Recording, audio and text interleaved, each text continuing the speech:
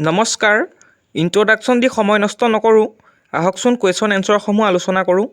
Question number 1, গ্ৰীষ্মকালীন অলিম্পিকত পদক লাভ কৰা অসমৰ প্ৰথমগৰাকী এথলেট কোন? ইয়াত দিয়া অপশ্যনকেইটাৰ ভিতৰত শুদ্ধ উত্তৰটো হ'ব অপশ্যন খ, লাভলীনা বৰগোহাঁই।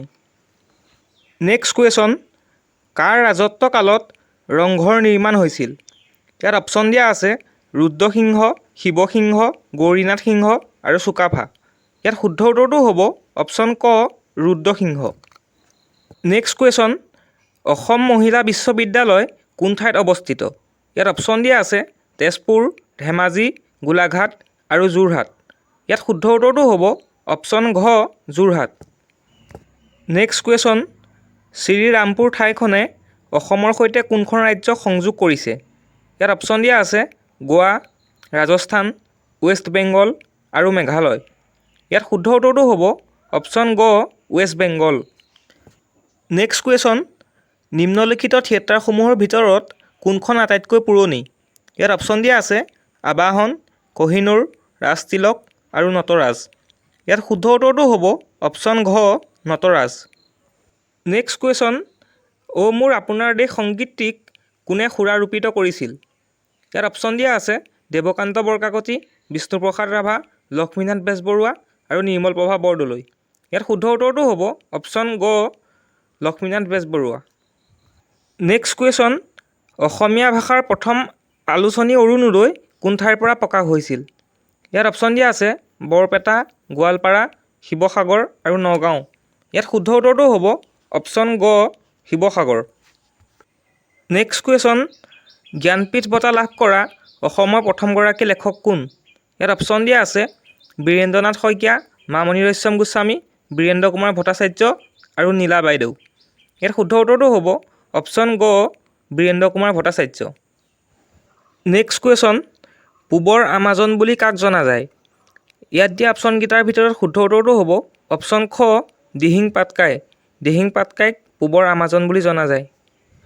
নেক্সট কুৱেশ্যন, কৰ্কটক্ৰান্তিৰ ৰেখাডাল ভাৰতৰ কেইখন ৰাজ্যৰ মাজেৰে পাৰ হৈ গৈছে? ইয়াত অপশ্যন দিয়া আছে 6খন, 8খন, 12খন আৰু 3খন। ইয়াত শুদ্ধ উত্তৰটো হ'ব অপশ্যন খ, 8খন। নেক্সট কুৱেশ্যন, অসমৰ মানচেষ্টাৰ চহৰ বুলি কাক জনা যায়?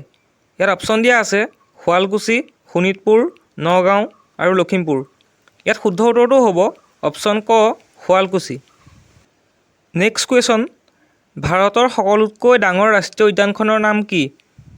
ইয়াত অপশ্যন দিয়া আছে নামদফা ৰাষ্ট্ৰীয় উদ্যান, হেমিছ ৰাষ্ট্ৰীয় উদ্যান, মানস ৰাষ্ট্ৰীয় উদ্যান আৰু কাজিৰঙা ৰাষ্ট্ৰীয় উদ্যান।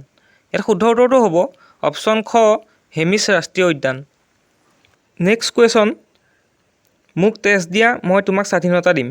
এই উক্তিটো কাৰ? ইয়াত দিয়া অপশ্যনকেইটাৰ ভিতৰত শুদ্ধ উত্তৰটো হ'ব অপশ্যন ঘ, সুভাষ চন্দ্ৰ বসু।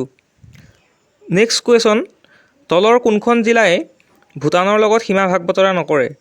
ইয়াত অপশ্যন দিয়া আছে চিৰাং, ওদালগুৰি, কোকৰাঝাৰ আৰু তিনিচুকীয়া।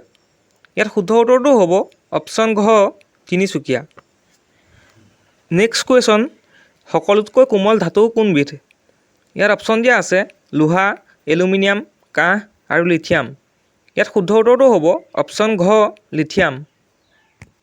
নেক্সট কুৱেশ্যন, স্কাৰ্ভি ৰোগ কোনটো ভিটামিনৰ অভাৱত হয়? ইয়াত অপশ্যন দিয়া আছে vitamin A, vitamin B, vitamin C আৰু ভিটামিন ডি। ইয়াত শুদ্ধ উত্তৰটো হ'ব অপশ্যন গ, ভিটামিন চি। ভিটামিন চিৰ অভাৱত স্কাৰ্ভি ৰোগ হয়।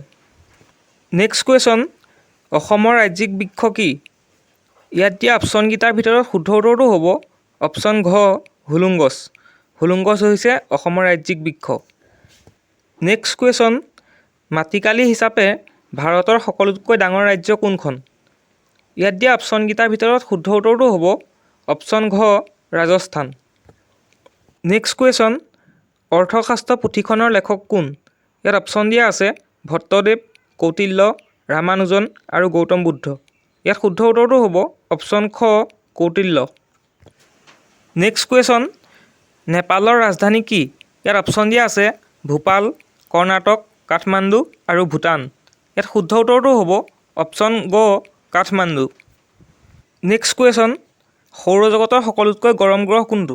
ইয়াত অপশ্যন দিয়া আছে বুধ, শনি, নেপচুন আৰু শুক্ৰ। ইয়াত শুদ্ধ উত্তৰটো হ'ব অপশ্যন ঘ শুক্ৰ। নেক্সট কুৱেশ্যন, কোন চনত কাজিৰঙাক প্ৰথমবাৰৰ বাবে সংৰক্ষিত বনাঞ্চল হিচাপে নিৰ্ধাৰিত কৰিছিল? ইয়াত দিয়া অপশ্যনকেইটাৰ ভিতৰত শুদ্ধ উত্তৰটো হ'ব অপশ্যন ঘ 1908 চনত।